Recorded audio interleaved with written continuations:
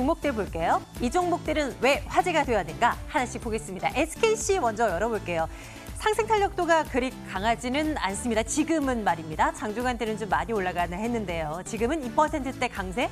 다름 아니라 지난달에 세계 1위 배터리 동박업체 인수했다는 건요. 최근에 2차 전지 시장 성장 전망에 대한 긍정적인 뷰들이 계속 나오다 보니까 이 이슈가 계속 또 부각이 되고 있는 상황입니다. SKC 그로 인한 시너지를 낼 수 있을 것인가.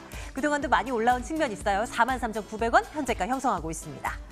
솔브레인 볼까요? 장중한 때는 20% 가까이 치솟기도 했는데 지금은 상승폭 완납하고 강보합선 진행되고 있습니다. 하지만 중요한 건 최근 들어서 이슈는 매번 되고 있는 반도체 소재주라는 것. 오늘은 이 반도체 소재, 일본산 반도체 제품을 대체할 소재, 이 불화수소와 관련한 제품 테스트에 SK하이닉스와 함께 들어가 있다라는 소식이 들리면서 또 부각이 됐었는데요. 지금 7만 원선 딱 임박한 채 진행이 되고 있는 모습 확인하고 가겠습니다. 엔터주들의 운명은 어떻게 되는 것일까요? YG엔터의 주가는 신저가 기록하고 있습니다. 2% 또 밀려나고 있는 것이죠.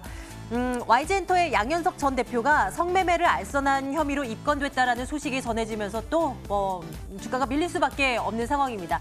양현석 전 대표가 가지고 있는 YG의 지분이 16% 정도는 되니까 당연히 그 오너의 잡음이 신경 쓰일 수밖에 없죠. 27,000원까지 밀린 YG엔터테인먼트도 확인하고 가겠습니다. 포스코케미칼 보겠습니다. 목표가 하향 조정 리포트가 오늘 아침부터 나왔었잖아요. 2분기 실적 안 좋을 거다라는 얘기가 나오면서 2% 넘는 조정권에 들어가 있는 모습이고 빨리 회복이 안 되네요. 52,100원 놓여 있는 것 확인을 하고 가고요. 반면에 실적이 잘 나온 기업도 있습니다. 일진다이아 보겠습니다. 수소차 관련주로 꼽히는 일진다이아요. 수소차 시장이 커질 것이다라는 단순 기대감 말고 이제는 숫자가 잘 찍히는 기업이 나왔다는 것에 의미를 부여합니다. 2분기 영업이익이 1년 전보다 78% 가까이 증가했다는 수치 일단 잠정치이긴 하나 받아들인 상황이고요. 일진다이아가 이거 조금 있으면 상한가도 가능성이 있겠는데요. 관련주들도 줄줄이 강한 모습 일진다이아가 앞에서 확 끌고 있는 상황입니다. 대응 전략 챙겨보겠습니다. 증권주들 한번 체크할까요? 한국은행이 깜짝 금리 인하를 단행했지만 시장은 관심도 없습니다. 왜 금리가 내려가면 주식시장으로 유동성 확 밀려오면서 증권주들이 되살아날 것이다라는 그런 시나리오들이 있잖아요. 이거 오늘은 안 먹히죠? 그동안 많이 올랐기 때문인 것인지 어떻게 해야 되는지 대응 전략, 증권주에 대한 대응 전략도 챙겨보겠습니다. AB시스템은 중국 쪽에 기대어 갑니다. OLED 투자 중국 쪽에서 올 하반기에 본격적으로 진행할 것이다라는 기대감 속에 수혜를 입을 거다라는 분석이 있는데요. 주가 바닥 친 것인지 확인해 보도록 하겠습니다. 종목 대한 이야기는요. 오늘 프라임스택 정태근 팀장과 함께 나눌게요. 팀장님 어서 오세요. 네, 반갑습니다. 안녕하세요. 시장이 좀처럼 살아나질 않습니다. 금리 인하가 한다고 해도 네. 증권주들 비실비실 하고 있는 그런 상황이에요. 증권주 먼저 볼 텐데요. 일단 기대감이 다 반영됐다라고 봐야 되는 것인지 시각 어떻게 가져갈까요? 상당히 좀 놀랐어요. 금리 인하 발표 그렇죠. 소식이 나오고. 저도요. 네. 그러니까 금리 인하를 했다라는 건 경기가 안 좋다는 걸 이제는 정부뿐만 아니라 중앙은행에서도 공식적으로 인정을 했다라고 볼 수밖에 없어요. 그러면 경기가 안 좋다라는 것을 인정했다라는 것은 앞으로 간단하게 우리가 생각을 해보게 된다면은 과연 주식시장에 자금이 들어갈까요? 안 들어갈 가능성이 상당히 높겠죠. 그렇기 때문에 저는 그래서 제가 서두에 말씀드렸듯이 좀 놀랬다라는 표현을 쓴 이유가 그것 때문에 좀 볼 수가 있을 것 같습니다.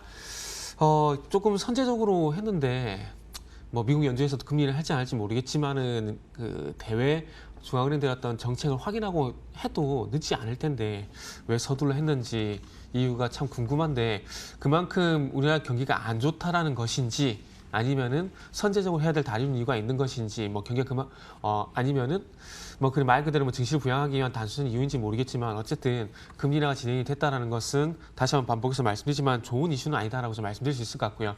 그러면 금리가 인하가 되면은 아시다시피 저금리 그러니까 낮은 금리라는 거죠. 그렇기 때문에 이 부분들이 어떤 만회를 하기 위해서 실물자산 쪽으로 자금 이동을 하고 주식시장으로 자금 이동하고 이런 기대감들이 있는데 아시다시피 증권주가 좋았을 때는 금리 인하기보다는 인상이었거든요. 금리가 인상이 되면서 이제 경기가 좋아지게 되고 그와 동조되게 되면서 증권주의 거래가 늘어나게 되면서 증시가 상승했었는데 그런 방금 말씀드린 이런 그 논리로 보게 된다라면은 아마 네. 증권주 쪽에 자금이 들어갈 가능성은 조금 떨어진다라고 말씀 좀 드리고 싶네요. 그렇다면은 뭐 증권주에 대해서 뭐 좋다는 의견보다는 나빠요 의견을 좀 드릴 수밖에는 없을 것 같아요. 혹여나 뭐 기대를 갖고 투자를 하신 분들이라면 그래도 어느 정도 비중을 좀 줄이는 것이 낫겠다라는 의견이신가요? 네네. 증권주 나빠요라는 의견을 받게 됩니다. 최근 뭐 기대감이 없지는 않았는데 다음으로 가서 다음 쪽에서 한번 기대를 가져보도록 하죠. AP 시스템 보겠습니다. OLED 관련주들의 일본 정부 그 수출 규제 건 네. 나오고 나서 또 OLED 소재 뭐 이런 쪽으로도 막 관심이 돌아가고 있고요. 또 AP 시스템은 뭐 중국 그리고 삼성 디스플레이의 OLED에 대한 강력한 투자로 인해서 수주 많이 따낼 거다 이런 분석이 나오면서 오늘 좀 관심을 받고 있는데 일리 있는 얘기인지 좀 점검해 주시겠어요? 그렇죠. 아무래도 뭐 아시다시피 자동차 부품주는 자동차 많이 생산하기 위해서 수주를 받아야 되고 조선도 마찬가지고 다 그렇잖아요. 그 수주하는 업체들의 어떤 딜레마라 해야 될까요? 어쩔 수 없는 뭐 본능이라고 좀 표현을 좀 빌려 써야 될 것 같습니다. 어쨌든 반도체든 뭐 디스플레이든 뭐 여타 뭐 TV든 TV 패널이든 뭐 이 회사들의 공통점은 전방업체들이 설비 투자에 나서게 되고 그 설비 투자로 인한 어떤 그 수주 모멘텀 이런 부분들이 좀 분명히 발생이 돼야 되는데 AP 시스템 같은 경우에는 2017년대 반도체 경기가 좋음에도 불구하고 주가가 가지 못했었던 연유가 일단은 뭐 설비 모멘텀들이 조금 증설적보다는 2017년 같은 경우는 뭐 생산 쪽으로 그러니까 생산의 그 증가 이런 부분들과 연관성이 있는 그 수주 관련 종목들만 가다 보니까 좀 소외가 됐었는데 이제 뭐 중국 쪽에서도 6세대 플렉서블 OLED라는 생산이 되게 나고 있고 그리고 삼성 디스플레이, 뭐 LG 디스플레이 같은 경우도 중국 업체들이 계속해서 치고 올라오게 되면서 그 방학이 어떤 증설 이런 부분이 나설 수밖에 없는 상황인데 어쨌든 이런 독점적인 공급을 한다라는 것들 이 부분이 상당히 AP 시스템의 강점이라 좀 볼 수가 있을 것 같아요. 그리고 지금 삼성전자 같은 경우도 반도체에서 어떤 전 공정에서 이제는 열처리 장비의 열처리에 대해서 중요하게 이제 인식을 하고 거기에 투자를 하겠다는 얘기가 나오고 있는데 그렇게 보게 된다면 AP 시스템 같은 경우 상당히 호재가 될 만한 뉴스라고 좀 볼 수가 있을 것 같아요.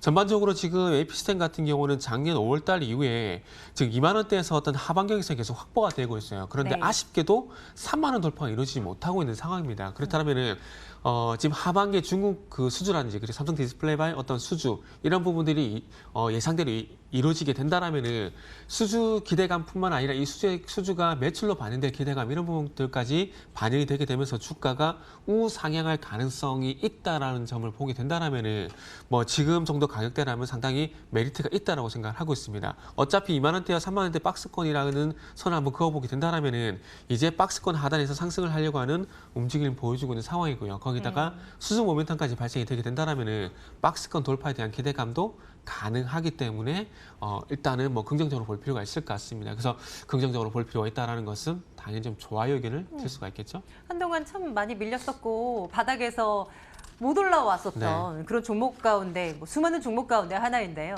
AP 시스템 올 하반기에는 한번 기대를 걸어봄직하겠죠? 한번 눈여겨보겠습니다. 한 단계적으로는 한 3만 원대 한번 눈여겨보도록 할게요. 좋습니다. 오늘 시장에서 시장 지수는 지지부진해요. 그런데 수소차 관련주들의 상승세가 오늘 유독 강해서요. 네. 이거 안 볼 수가 없죠. 일진다이아의 실적 이야기가 나오면서 또 관련주들 뭐 쫙 많이 상승세를 키워나가고 있는 상황인데요. 지금 투자를 하는 것이 맞는 것인가에 대한 의문 부호가 찍힙니다. 어떤 판단이세요? 글쎄요. 이 수소에서 테마가 전기차가 그랬던 것처럼 테마에서 네. 이제는 실적주로 갈 것인가? 네, 그게 좀 그러니까요. 네. 고민이 되는 상황이라고 좀 볼 수가 만약에 있을 것 같아요. 줄줄이 실적이 네. 잘 나오게 된다면 뭐 지금 구간이 과열됐다고 보기에도 뭐 무리 있을 거잖아요. 네네. 그래서 그 부분에 좀 중점을 두면서 종목을 좀 봤는데 네. 일진다이아 같은 경우에는 지금 우리가 최근만 보게 된다면은 조금 무리가 있고 2017년부터 좀 봐야 될 것 같은데 네. 2017년 5월달에 최저가가 7,700원이었습니다. 근데 차트 한번 보여주세요. 네네. 차트 보여주세요. 7,700원대였어요? 그게 지금 7,700원대인데 3만 원대, 거의 4만 원에 네, 육박해 그래서 있는데요. 최고가가 4만 5천 원을 찍고 내려왔어요. 네, 찍고 내려왔는데 이 얘기를 제가 왜 드리냐면은 네, 아시다시피 수소차에 대한 기대감으로 해서 일진다이아가 수소 연료 탱크를 현대차에 독점 공급한다는 그 이슈 때문에 주가가 급등을 했었단 말이죠. 그래서 그 부분이 2017년 5월 달부터 2019년 올해 1월 달까지 반영이 되게 되면서 주가가 45,900원대, 그러니까 46,000원대까지 급등을 했다는 겁니다. 그런데 지금 제가 중요한 건 중요한 건 숫자인데 7,700원에서 지금 45,000원대까지 급등을 했다는 것은 거의 6배, 7배가량 주가 네, 급등했다는 네. 얘기잖아요. 그렇다면은 여기서 좀 더 가주기 위해서는 이런 기대감으로 해서 주가 상승이 다 끝났다는 것이 아니라 마찬가지 실적도 폭발적으로 증가를 해주게 되면서 그 부분이 반영이 돼야 46,000원에 대한 돌파가 좀 가능할 수 있다라는 거죠. 근데 지금 영업이익을 보게 되면은 그럴 가능성은 조금 떨어진다 봐야 되겠고, 물론 실적 성장세가 1분기에서 2분기까지 계속 이어지고 있는 부분들은 뭐 긍정적으로 볼 수가 있을 것 같은데 네. 만약에 이런 부분 주가 상승이 나타나지 않은 상황에서 이런 뭐 실적 성장세가 있었다라면은 아마 실적이 안정적인 우상이 될 건데, 조금 전에 말씀드렸듯이 조금 아쉽게도 수소차에 대한 기대감을 해서 주가가 6배, 7배 가량 상승한 상황이기 때문에 뭐 46,000원, 5만 원 돌파는 쉽지가 않을 것 같아요. 그래서 어쨌든 중요한 것은 그 기대감, 그 추가적인 어떤 주가 상승의 기대감 조금 힘들겠지만, 예전과 같은 그런 6배, 7개 하는 그런 퍼포먼스는 힘들겠지만, 어쨌든 실적주라는 그런 이제는 테마에서 실적주로 넘어간다는 그런 기대감으로 인해서 어떤 짧은 상승은 좀 가능하지 않겠나 생각을 하고 있습니다. 그래서 그런 측면에서, 그러니까 어떤 그 전고점 돌파보다는 전고점 부분까지 어떤 상승을 노려보자는 관점에서 네. 일단 일진 다이아를 좀 쳐다보는 게 맞을 것 같다라고 생각을 하고 있고요. 그렇게 본다라면은 뭐 46,000원, 5만 원대 구간 사이까지는 상승이 좀 가능할 것 같다는 말씀드릴 수 있을 것 같아요. 그래서 그런 그 의미에서 좋아 의견을 드릴 수가 있을 것 같고, 그리고 또 이제는 테마에서 실적적으로 넘어갈 수 있다는 관점에서도 일단 좋아 의견을 드릴 수가 있을 것 같아요. 네, 좋습니다. 막 그동안에 뭐 치명적인 급등세를 보여줄 것이다 앞으로, 뭐 이런 관점은 아니고요. 앞에 이제 달린 단서들을 잘 이해를 해봐야 될 것 같아요. AP 시스템도 괜찮다, 일진다이아도 괜찮다. 네. 둘 중에 내일장 탑픽을 하나만 꼽자면 AP 시스템 쪽입니까? 네, 많이 갔다라는 종목보다는 앞으로 갈 가능성이 높다라는 쪽으로 접근하는 게 좋을 것 같아요. 내일장 탑픽으로 AP 시스템을 한번 눈여겨보도록 하겠습니다. 자, 프라임스의 정태근 팀장과 함께 오늘 말씀 나눴고요. 팀장님 오늘도 고맙습니다. 네, 감사합니다.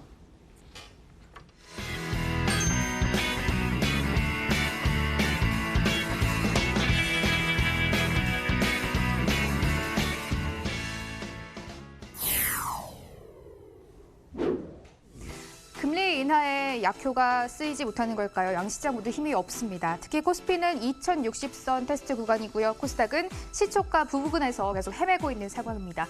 거래소는 0.3%의 조정을 받으면서 2065선에 마감할 것으로 예상이 되고 있습니다. 코스닥은 약보합권입니다. 0.2% 내림세 보이면서 664선에 거래를 마감할 것으로 전망이 되고 있습니다. 시가총액 상위 종목으로 넘어가 보겠습니다. 먼저 유가증권 시장입니다. 삼성전자, SK하이닉스 그래도 모두 주가 방향을 위로 틀어내고 있습니다. SK하이닉스 하락으로 출발을 했는데요. 강보합권으로 전환된 모습 74,700원 선에서 마감 기다리고 있습니다. 삼성전자는 보합권으로 돌아섰네요. 46,050원 선에서 마감될 것으로 예상이 되고 있습니다. 현대차는 0.3% 오름세 나타내고 있고요. LG화학은 최근 흐름이 굉장히 좋습니다. 0.8%까지 탄력 키워가면서 35만 6천원 선에 현재 거래되고 있습니다. 코스닥 시장으로 이동해 보겠습니다. 세트린 그룹주들이 굉장히 부진합니다. 세 종목 모두 하락세로 마감 예상되고 있고요. CJ ENM 2%까지 낙폭을 키워가고 있는 상황입니다. 저가 부근에서 마감 대기하고 있는 모습 17만 2,300원 선 지나가고 있습니다. 신라젠도 하락 전환이 됐습니다. 음봉으로 전환되면서 마감 기다리고 있고요. 헬릭스미스는 임상 3상 결과 발표 기대감 가면서 오늘도 잘 갑니다. 2% 오름세 보이면서 4거래 연속 상승 마감 예상이 되고요. 메디톡스 2.1% 조정받고 있습니다. 41만 2,500원 선에서 마감 기다리고 있습니다. 동시효과 구간이었습니다. 국내 증시 지금 마감합니다.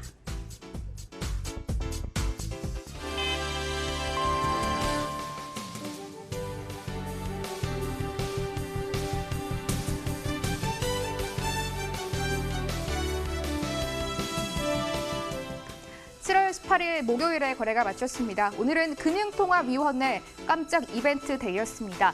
결론적으로 말을 하면 이 증시의 상승이 이 한은의 깜짝 금리 인하가 증시 상승까지 이어지지가 못했습니다. 오늘은 이 부분에 초점을 맞추고 마감 시장 상황 전해드리도록 하겠습니다. 일단 전반적인 글로벌 증시가 부진했습니다. 다만 뉴욕 증시 2분기 어닝 시즌에 들어왔는데요.